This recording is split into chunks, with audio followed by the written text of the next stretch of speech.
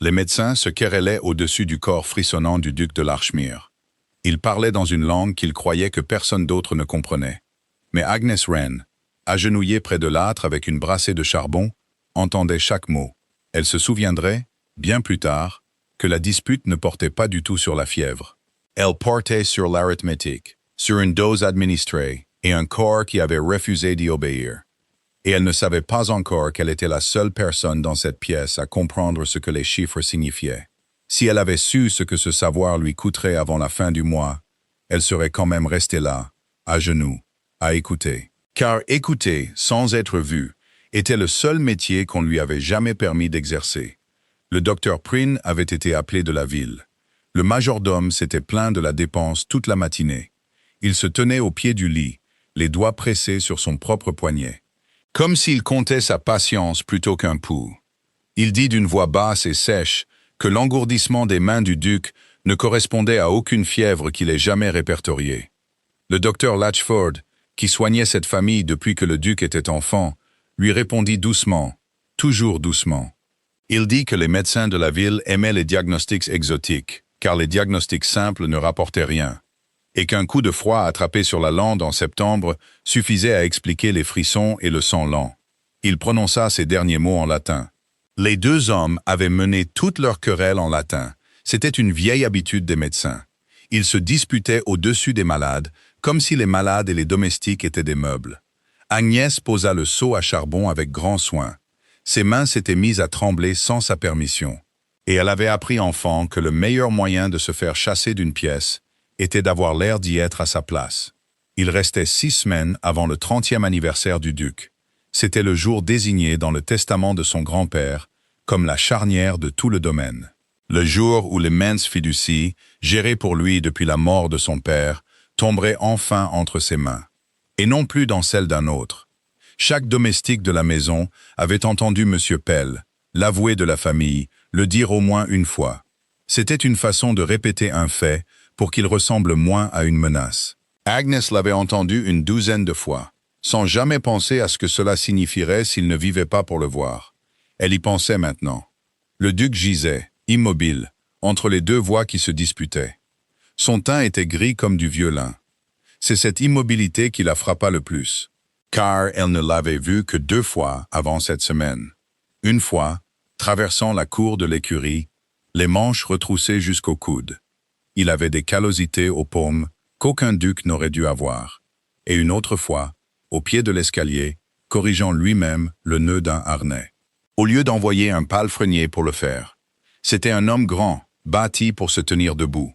Le voir ainsi, allongé et immobile sous un couvre-lit, était une chose que la maison elle-même semblait ne pas croire. Le docteur Prynne utilisa une fois le mot venenum tout bas, comme un homme teste une lame de plancher avant d'y mettre tout son poids. Et le docteur Latchford répondit « Non, est », avec une certitude si chaleureuse et si calme que Prynne laissa tomber le mot. Il ne le mentionna plus. Et seule Agnès, accroupie près de l'âtre froid, la poussière de charbon sur les jointures, comprit. Un médecin venait de dire poison. L'autre venait de lui dire gentiment de se taire. Son père lui avait appris ce mot avant même de lui apprendre son catéchisme. Elle le mit de côté maintenant, comme elle mettait de côté chaque chose dangereuse qu'elle savait, pliée en petit et bien aplatie. Car une dame de compagnie sans fortune et sans nom digne d'être mentionnée ne corrigeait pas les médecins, et la fille d'un homme pauvre, qui comprenait le latin mieux que ses propres perspectives d'avenir, avait appris à ses dépens. Elle savait exactement quelle part d'elle-même montrer dans une pièce. Madame Hedge, la gouvernante, passa la tête par la porte. Elle demanda si elle devait envoyer le second laquais chercher plus de glace. Et le docteur Latchford lui dit vivement que la glace ne ferait pas de mal, et très probablement pas de bien non plus. C'était, pensa Agnès en le regardant lisser les poignets de son manteau, la première phrase entièrement honnête qu'il avait prononcée depuis son arrivée. Les yeux du duc s'ouvrirent. Son regard était vague. Il ne trouva rien dans la pièce qui vaille la peine de s'y attarder et les referma. Agnès ramassa son seau et se retira. Elle partit avant que quiconque puisse demander pourquoi une servante était encore agenouillée près d'un âtre éteint, surtout par cette chaleur estivale qui pesait sur toute la maison, comme une main posée sur un front fiévreux. Dans le couloir, elle pressa 2 doigts à l'intérieur de son propre poignet. C'était une vieille habitude de son père, dont elle n'avait jamais réussi à se défaire, et elle sentit son propre pouls accélérer. Pourtant, elle n'avait rien fait de plus fatigant que d'écouter. Son père était mort 4 ans plus tôt, dans une chambre louée au-dessus d'une boutique de chandeliers. Il avait été chassé de sa profession, en disgrâce, à cause de l'accusation murmurée d'un médecin rival. Il aurait tué un patient avec une surdose qu'il avait en fait passé ces dernières années à prouver qu'il n'avait jamais administré. Et Agnès l'avait enterré avec 11 shillings, son carnet de cas, et rien d'autre. Et elle était entrée au service le printemps suivant. Car mourir de faim avec dignité, c'est toujours mourir de faim. Elle pensa à lui maintenant, en montant l'escalier de service. Elle allait vers la chambre de la gouvernante qu'elle partageait avec 2 autres servantes. Et elle pensa, pas pour la première fois, qu'il aurait su en 1 minute ce qui n'allait pas avec le duc de Lashmere. Il l'aurait su dès son entrée dans la chambre du malade. Et il l'aurait dit clairement, en anglais, à quiconque aurait voulu l'écouter. Et c'est précisément cette franchise qui l'avait ruiné. Elle s'était promis, à genoux près de sa tombe, la terre encore sombre et fraîche, de ne plus jamais dire une vérité à une pièce qui ne voulait pas l'entendre. C'était une promesse qu'elle avait tenue pendant 4 années tranquilles. Elle ne savait pas encore à quel point elle la briserait bientôt. Cette nuit-là, en montant une cruche d'eau d'orge à la chambre du malade, la sous-gouvernante avait elle-même pris froid.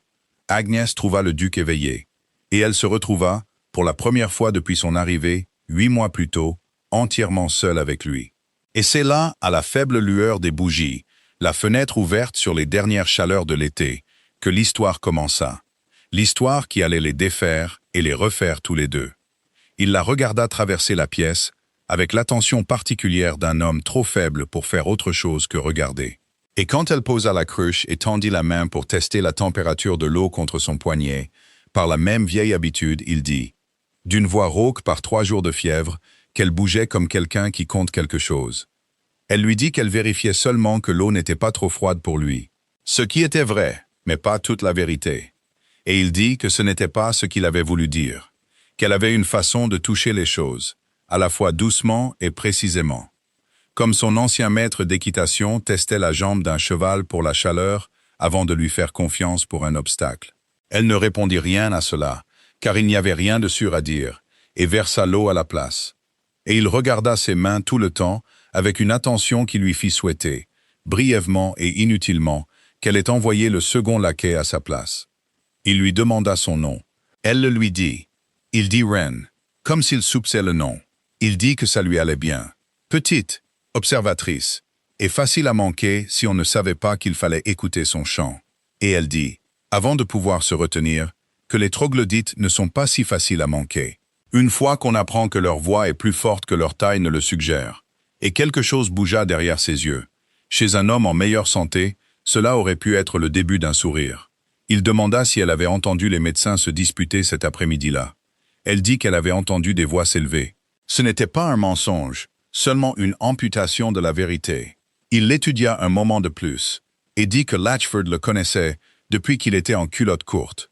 Il lui avait soigné son bras cassé à 9 ans.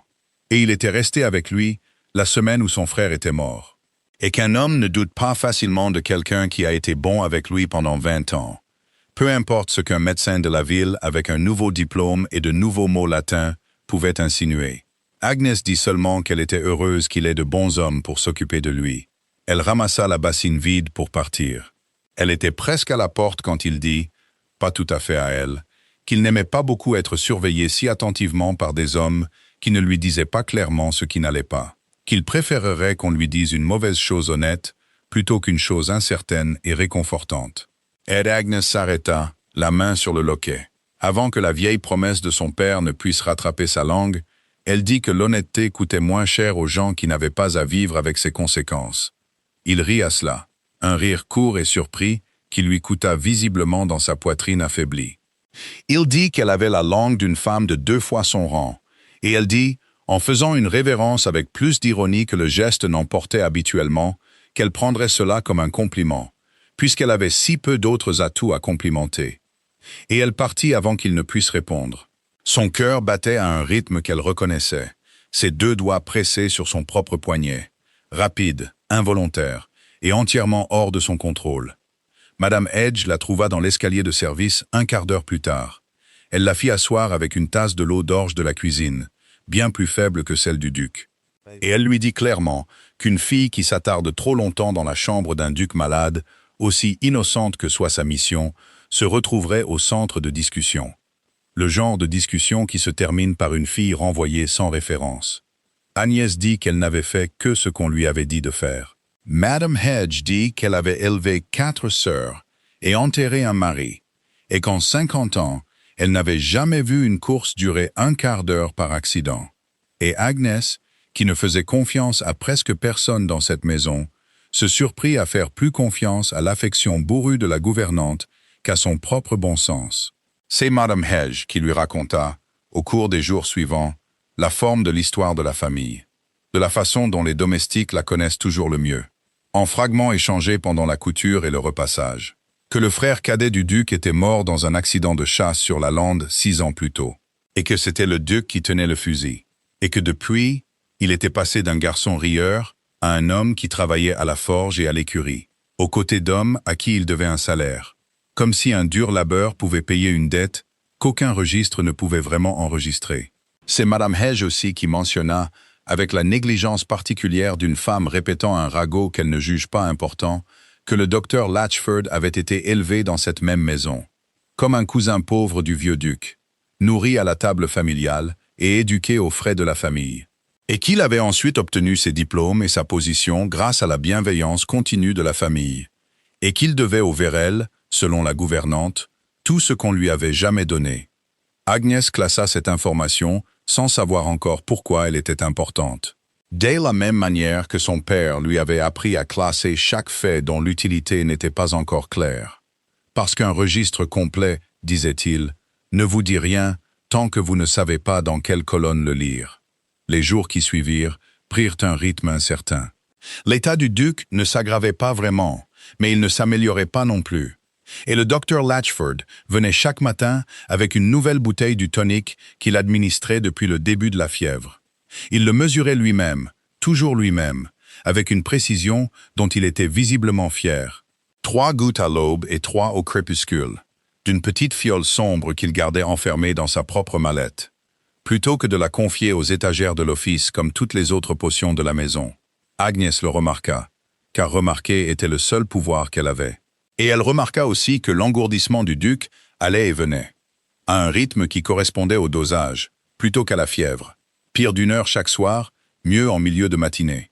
Un schéma que son père aurait entouré 2 fois à l'encre rouge et pour lequel il aurait exigé une explication. Elle n'en dit rien. Elle s'était promis le silence. Et le silence, jusqu'à présent, ne lui avait jamais beaucoup coûté. C'est le 4e soir, en montant du linge frais, qu'elle croisa le docteur Latchford dans le couloir. Il parlait à voix basse à un homme qu'elle ne connaissait pas. Un type maigre, aux doigts tachés d'encre, en tablier d'apothicaire. Il sursauta en la voyant et ne voulut pas croiser son regard.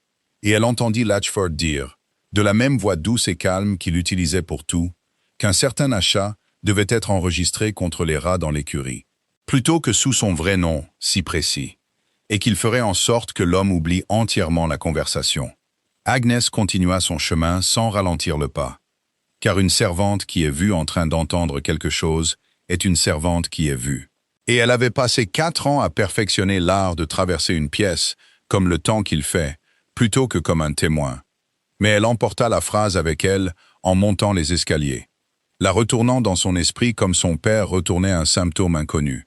Et au moment où elle atteignit l'armoire à linge, ses mains étaient devenues froides, malgré la chaleur estivale qui pesait encore contre chaque fenêtre de la maison, car elle comprenait, avec la clarté plate et importune de l'arithmétique, exactement dans quelle colonne ce fait appartenait, et exactement quelle serait la somme si elle avait raison. Elle n'en dit rien à personne, pas même à Madame Hedge, car un fait sans preuve, disait son père, n'est qu'une rumeur portant un beau manteau, et parce que la dernière fois qu'un Wren avait dit une vérité dangereuse à voix haute sans preuve pour la soutenir, cela lui avait coûté sa profession, et à la fin, sa vie. Alors elle observa à la place. Elle commença, sans vraiment le décider, à tenir ses propres comptes silencieux. L'heure de chaque dose, l'heure de chaque aggravation, l'odeur particulière et douceâtre qui s'accrochait à la fiole sombre quand Latchford la débouchait. assez faible pour que personne ne s'en préoccupe. Assez vive pour que la formation de son père se réveille en elle comme une vieille cloche que l'on frappe. Elle lisait pour le duc le soir maintenant.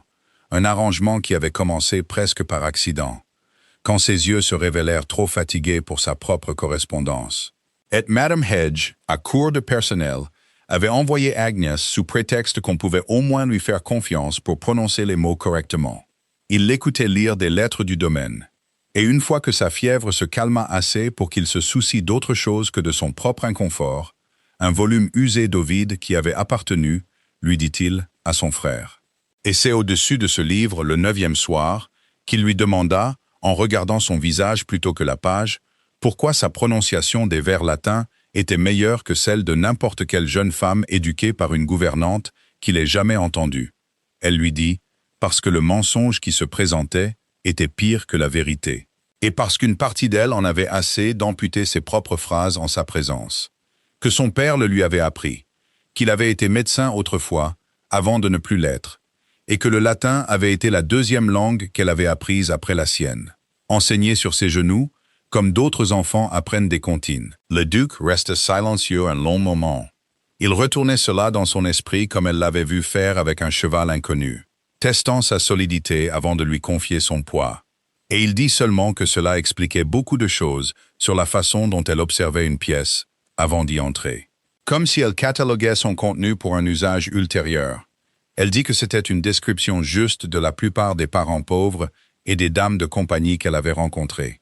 Qu'observer une pièce avant d'y entrer était simplement l'impôt que les impuissants payaient pour le privilège d'y rester. Il dit, et il y avait quelque chose de presque doux sous les mots, qu'elle observait tout et ne touchait à rien, et qu'il ne pouvait pas décider si cela faisait d'elle la personne la plus sûre à avoir près d'un lit de malade, ou la plus dangereuse. Agnès dit qu'elle supposait qu'il le découvrirait un jour. Et elle tourna la page avant qu'il ne puisse voir ce que la question avait fait à son sang-froid. Et elle ne lui dit pas le reste de ce qu'elle avait commencé à soupçonner aux petites heures du matin, à propos de la fiole sombre que son plus vieil ami mesurait chaque matin avec un soin si aimant et si calme. Le coup, quand il arriva, vint de la direction contre laquelle elle était le moins armée. 10 jours après le début de la maladie du duc, l'échéance de son 30e anniversaire n'était plus qu'à 5 semaines. On en parlait chaque soir dans le hall des domestiques, comme d'un compte à rebours que personne n'osait prononcer en sa présence. Lady Cordelia Thane arriva à Larkmere House avec sa mère et une grande quantité de mâles, convoqués. On comprenait que c'était parce qu'un mariage longtemps supposé entre les familles n'avait jamais été formellement conclu. Et un duc malade sans héritier était un duc dont la famille souhaitait voir l'affaire réglée avant que le malheur ne s'en charge. Lady Cordelia était froide, de cette manière particulière et polie, d'une femme à qui on a appris que la chaleur est une monnaie à ne dépenser que là où elle achète quelque chose.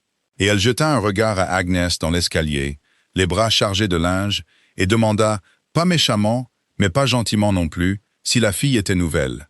Et si la maison du duc avait l'habitude d'employer des servantes qui s'attardaient devant sa porte à écouter plutôt qu'à travailler. Agnès dit qu'elle était allée chercher du linge, ce qui était vrai, et fit la révérence, et ne dit rien d'autre, car il n'y avait rien à gagner à discuter avec une femme qui la surpassait dans toutes les colonnes qui comptaient pour la maison. C'est 2 jours plus tard, aux petites heures avant l'aube, qu'Agnès fut réveillée par des voix fortes sous sa fenêtre. En descendant sous prétexte de vérifier le feu de la cuisine, elle trouva le docteur Latchford et la mère de Lady Cordelia dans l'office. Ils parlaient à voix basse et urgente, et elle entendit son propre nom prononcé entre eux. Prononcé comme une servante qui lit le latin, qui s'attarde au chevet du duc plus longtemps que ses devoirs ne l'exigent strictement. Qui était, dit Latchford, de cette même terrible voix douce, peut-être pas une compagne si innocente que la maison l'avait supposée. Une fille sans fortune et avec le nom ruiné d'un père en disgrâce, seule pendant des heures avec un homme riche, affaibli et célibataire, dont l'argent et le rang pourraient tenter une femme plus intelligente que quiconque dans cette maison ne l'avait cru. La pièce devint très silencieuse. Agnès resta figée dans le passage, la main sur le mur de pierre froide, et elle comprit en l'espace d'une inspiration que le savoir même qui lui avait permis de reconnaître le poison, le latin, la vigilance, les mains stables et prudentes, était en train de se transformer, maillon par maillon, en une corde pour la pendre. Et que la chose la plus sûre qu'elle ait jamais possédée, l'enseignement de son père, venait de devenir la chose la plus dangereuse de la maison. Elle ne dormit plus cette nuit-là. Elle resta dans le lit étroit qu'elle partageait avec 2 autres servantes et retourna la forme du piège encore et encore, de la même manière que son père retournait un cas difficile à la table du souper. Jusqu'à ce que le schéma se révèle enfin, et elle comprit que Latchford ne l'avait pas accusé par accident. Un médecin qui souhaitait qu'un empoisonnement passe inaperçu avait besoin avant tout de quelqu'un d'autre dans la maison sur qui les soupçons pourraient se porter si les chiffres refusaient de s'additionner. Et une compagne sans amis, avec un père en disgrâce et un don inexplicable pour le latin, était, du point de vue de Latchford, un cadeau presque aussi pratique que la fiole elle-même. Elle pensa à partir. Elle y pensa sérieusement. Faire la petite malle qui contenait tout ce qu'elle possédait au monde. Car une fille accusée d'avoir des vues sur un duc, quelle que soit la vérité, survivait rarement à l'accusation avec sa réputation intacte. Et la réputation était la seule monnaie qu'une femme pauvre possédait et que personne ne pouvait taxer. Mais elle pensa aussi au duc, gisant, gris et diminué dans cette chambre surchauffée. Dossé chaque matin par le seul homme de la maison que personne ne songeait à douter. Et elle pensa à son père, mort d'une rumeur à laquelle il n'avait jamais eu la chance de répondre correctement. Et elle comprit que si elle fuyait maintenant, elle ferait exactement ce qu'on lui avait fait à lui. Laisser une vérité dangereuse non dite parce que la dire coûtait trop cher. Elle ne s'enfuit pas. Le matin, M. Pell, l'avoué de la famille, convoqué du bureau du domaine pour une affaire sans rapport avec la fiducie, la trouva à la place devant la salle du petit-déjeuner. Il l'informa, avec le malaise prudent d'un homme livrant de mauvaises nouvelles qu'on l'a payé pour livrer gentiment, que certaines inquiétudes avaient été soulevées concernant sa conduite dans la maison, qu'il serait plus simple pour tout le monde, et il insista sur tout le monde, si elle acceptait une somme d'argent, généreuse selon toute mesure honnête, et une lettre de recommandation suffisante pour obtenir un poste ailleurs, et qu'elle se retire de l'Archmere House avant que la famille du duc ne soit obligée de soulever la question formellement. Il nomma une somme qui l'aurait maintenue dans un logement confortable pendant 2 ans.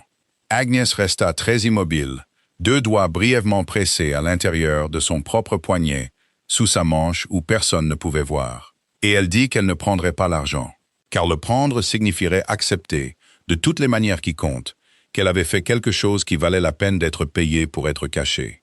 Et ce n'était pas le cas. M. Pell dit, pas méchamment, que refuser lui coûterait très probablement beaucoup plus que la somme offerte. Elle dit qu'elle comprenait cela. Elle le répéta, plus fermement la 2e fois, car elle avait remarqué que dire une vérité difficile 2 fois la rendait plus facile à tenir que de la dire une seule fois. Et M. Pell, qui s'attendait clairement à des larmes ou à de la gratitude, et n'avait reçu ni l'un ni l'autre, rangea l'offre sans un mot. Il lui dit seulement que l'affaire devrait maintenant, malheureusement, être portée devant le duc lui-même. Elle ne fut pas autorisée à le voir ce jour-là, ni le lendemain. Elle fut déplacée de sa chambre partagée vers une petite chambre près de l'escalier des domestiques, officiellement pour sa propre protection contre d'autres commérages. Elle comprit ce que c'était, une cellule de détention déguisée en courtoisie. Le 3e jour, Madame Hedge vint la voir avec les yeux rouges et un paquet enveloppé dans du papier brun. Elle dit, dans le murmure bas et furieux d'une femme défiant un ordre qu'elle considérait comme idiot, qu'elle ne croyait pas un mot de ce qui se disait en bas. Qu'elle connaissait Agnes Wren depuis 8 mois, et qu'une empoisonneuse en 8 mois montrait généralement son jeu plutôt que ça, et qu'elle était montée, de sa propre autorité, et au risque de sa propre position, jusqu'au débarras où les quelques affaires d'Agnès avaient été entreposées, et qu'elle avait trouvé, caché dans une chemise de rechange, un petit carnet relié en cuir qu'Agnès ne lui avait jamais montré, et qu'elle l'avait descendu plutôt que de le laisser être fouillé par quelqu'un de moins amical. C'était le carnet de cas de son père. Agnès ne l'avait pas ouvert depuis 4 ans. Pas depuis la semaine où elle l'avait enterré, car le chagrin, avait-elle appris, se conserve mieux scellé qu'aéré. Mais elle l'ouvrit maintenant à la table de la cuisine, à la lueur d'une seule bougie, et elle tourna les pages fragiles, passant des années de plaintes ordinaires, de maux de dos, de dents et de fièvre puerpérale, jusqu'à ce qu'elle trouve, daté d'environ 11 ans, un cas que son père avait documenté avec un soin inhabituel. Un ouvrier empoisonné lentement pendant des semaines par un membre de sa famille espérant hériter. Les symptômes listés de sa propre main soignée, exactement comme elle les avait vus se dérouler dans la chambre du duc. L'engourdissement grimpant dans les mains, le pouls ralentissant, l'odeur douceâtre que son père avait retracée, après bien des difficultés, à une teinture d'aconite administrée à la cuillère à la place d'un cordial inoffensif. Dans la marge, à l'encre brunie par le temps, son père avait écrit l'antidote qu'il avait utilisé. Et en dessous, d'une main soudainement tremblante, comme si l'écrire lui avait coûté quelque chose, une seule ligne qu'elle n'avait jamais remarquée avant cette nuit. Une dose est une sorte de sentence, et l'homme qui mesure le remède d'un autre homme tient, qu'il l'admette ou non, la plume qui l'écrit. Agnes resta assise avec le livre ouvert devant elle un long moment, la bougie vacillant, et elle comprit qu'elle tenait, enfin, la seule chose à laquelle une rumeur ne pouvait survivre. Un cas écrit correspondant symptôme pour symptôme à ce qui se passait à l'étage. Dès la main d'un médecin dont la fille avait bu à la coupe de ce genre d'injustice, et en était morte de toutes les manières, sauf la médicale. Elle ne dormit pas cette nuit-là non plus. Elle la passa à la place à composer, de sa plus belle écriture, une lettre à M. Pell. Elle demandait, aussi calmement que possible, qu'avant toute décision concernant sa réputation, le tonique du duc soit testé contre les symptômes enregistrés dans le carnet de son père, et que les achats récents de la maison chez l'apothicaire du village soient examinés dans ses registres. La tempête éclata, dans tous les sens du terme, 4 nuits plus tard. M. Pell, à son crédit, avait pris la lettre assez au sérieux pour faire ses propres enquêtes discrètes à la boutique de l'apothicaire. Il retourna à l'Archmere House, le soir convenu, avec le registre des achats du magasin sous le bras, et un visage qui avait perdu la plupart de sa neutralité prudente. Juste au moment où la première vraie pluie de l'automne commençait à tambouriner contre les longues fenêtres de la bibliothèque, où la maisonnée s'était rassemblée à sa demande, officiellement pour régler, une fois pour toutes, la question de la conduite d'Agnès Wren. Le duc, encore pâle, mais maintenant droit, était assis près du feu avec une couverture sur les genoux.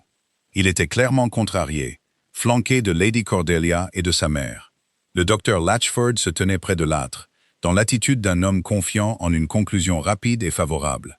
Et Madame Hedge planait près de la porte comme si elle pouvait être appelée à défendre Agnès physiquement si la soirée tournait mal. Agnès se tenait devant eux tous, le carnet de son père serré contre sa poitrine comme un bouclier, et elle comprit, avec une clarté qui la calma plutôt que de l'effrayer, que c'était la pièce, enfin, où la vérité serait entendue ou ne le serait pas. Et qu'il n'y aurait pas de troisième tentative si celle-ci échouait. M. Pell ouvrit la séance en lisant, d'une voix légale et plate, l'accusation telle qu'elle avait été portée contre elle, et lui demanda d'y répondre. Agnès dit qu'elle préférait y répondre avec des preuves plutôt qu'avec des protestations. Elle ouvrit le carnet à la page marquée, et elle lut à haute voix, sa voix plus stable qu'elle n'aurait pu l'espérer, le récit de son père, vieux de 11 ans, d'un ouvrier empoisonné par de l'aconite administré à la place d'un cordial inoffensif. Symptôme par symptôme, l'engourdissement, le pouls ralenti, l'odeur douceâtre. Et elle vit le visage du doc changer, alors qu'il reconnaissait, point par point, sa propre maladie décrite par la main d'un étranger, plus d'une décennie avant qu'il ne tombe malade. Le docteur Latchford dit, doucement, que la coïncidence des symptômes ne prouvait rien. Que des fièvres de toutes sortes produisaient des effets similaires. Et Agnès dit qu'elle était entièrement d'accord que les symptômes seuls ne prouvaient rien. C'est précisément pourquoi elle avait demandé à M. Pell d'apporter le registre de l'apothicaire. M. Pell l'ouvrit à une page marquée et lut à haute voix, de la même voix plate, une entrée enregistrant l'achat, 6 semaines auparavant, d'une quantité de teinture d'aconite suffisante pour tuer un homme adulte 2 fois, inscrit de la main du magasinier sur le compte de la maison. Et à côté, en plus petits caractères, la mention « Pour les rats, usage stable ». La pièce devint très silencieuse. Latchford dit, toujours doucement, bien qu'une pointe de tension soit entrée dans sa douceur, qu'il avait en effet commandé une quantité d'aconite pour l'écurie, que c'était un remède assez courant contre la vermine, et que la mention ne prouvait rien de sinistre. C'est alors que M. Coggins, le maigre apprenti aux doigts tachés d'encre de l'apothicaire, fut introduit du passage où il attendait. Et Agnès, qui avait passé 4 nuits blanches à composer exactement une question qu'elle voulait lui poser, s'avança avant que M. Pell ne puisse parler. Elle lui demanda, Simplement et sans cruauté, pourquoi on lui avait demandé d'écrire « pour les rats » à côté d'un achat de teinture d'aconite pure. Un poison qu'aucun homme sensé n'utilisait contre la vermine quand des remèdes moins chers existaient dans chaque boutique du comté. Alors que Larchmere House, selon les propres registres de la gouvernante, n'avait pas eu de problème de rats digne de ce nom depuis 11 ans. Coggins regarda Latchford, puis le duc, et il regarda, le plus longtemps, le carnet de cas toujours ouvert dans les mains d'Agnès.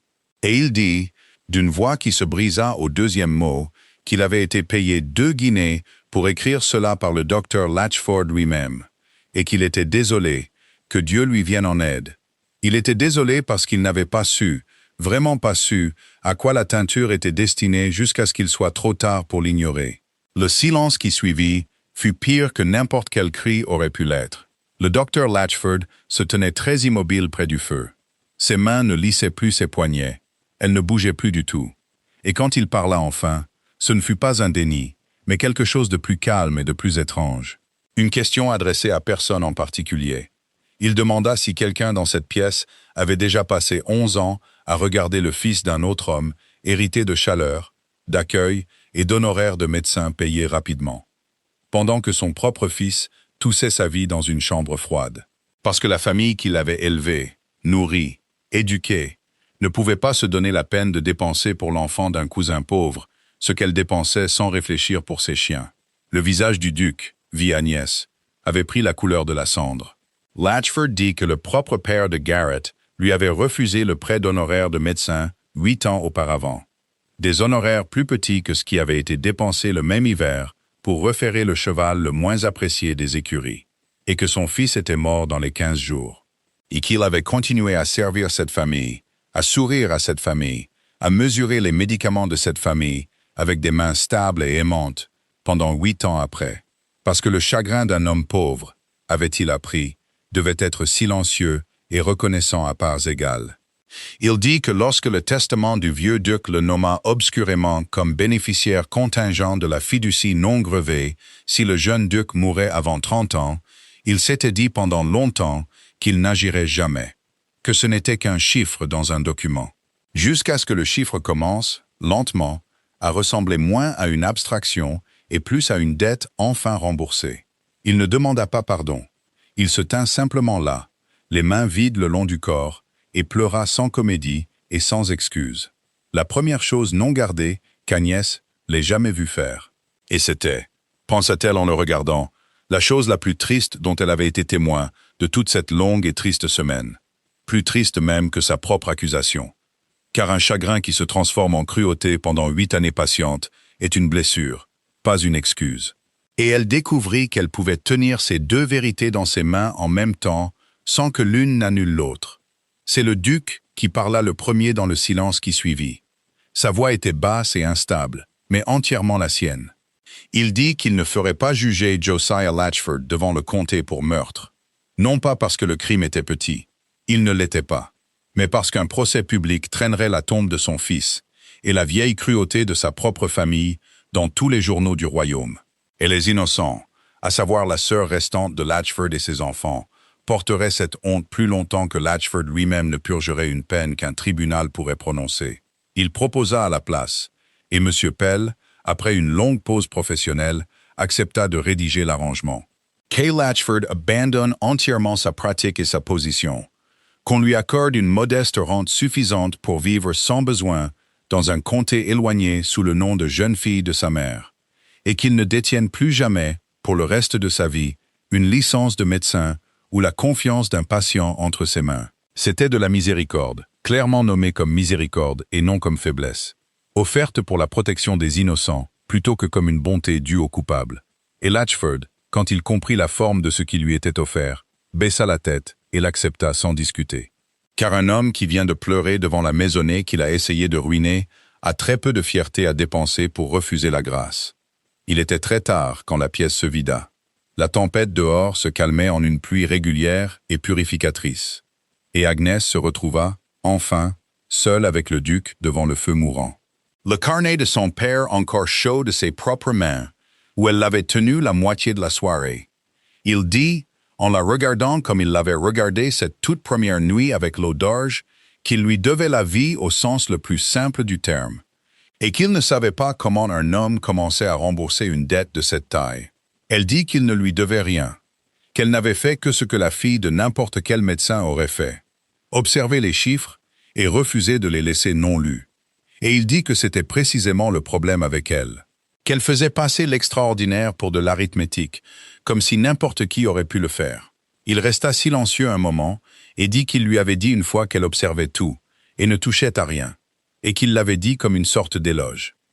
Bien qu'il soupçonnât maintenant que c'était aussi une sorte d'accusation, une demande déguisée en observation, et qu'il aimerait, maintenant que le danger était passé et que la sécurité de personne ne dépendait plus de son silence, savoir ce qu'elle pourrait dire si elle s'autorisait à toucher quelque chose pour une fois.